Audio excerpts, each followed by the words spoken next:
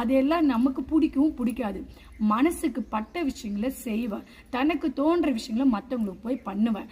முடியாதவங்களுக்கு என்னால் முடிஞ்சதை நான் செய்வேன். எனக்கு என்ன கடவுள் கொடுத்துருக்கோ அதை பண்ணுவேன். எங்களுடைய சம்பாதியத்தில் தான் இன்னைக்கு நாங்கள் சாப்பிட்டுட்டு இருக்கிறோம். யாரும் எங்களுக்கு கொடுத்து நாங்கள் சாப்பிட கிடையாது. சரியா? எங்கள் தட்டில் வந்து 500 போடுறாங்க, 1000 போடுறாங்க, அதை வச்சு நாங்கள் சாப்பிட்றதுக்கு இங்கே அந்த மாதிரி இடமும் கிடையாது. அதே போல் இங்கே வரவங்க யாரும் பண்ணவங்க கிடையாது.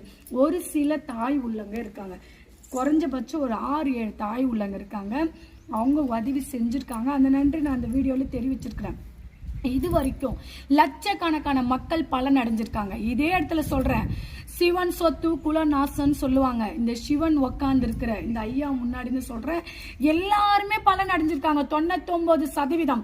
அந்த 1% அவங்க பலன் அடையல அப்படின்னாக்கா அவங்க எதனா 2 மனசா வந்திருக்கலாம், இல்ல பரிகாரம் சரியா செய்யாம இருக்கலாம், இல்ல நம்பிக்கை இல்லாம வந்திருக்கலாம், ஐயோ இவ்வளவு வந்திருக்கலாம், அதனால அப்படி போயிருக்கலாம்.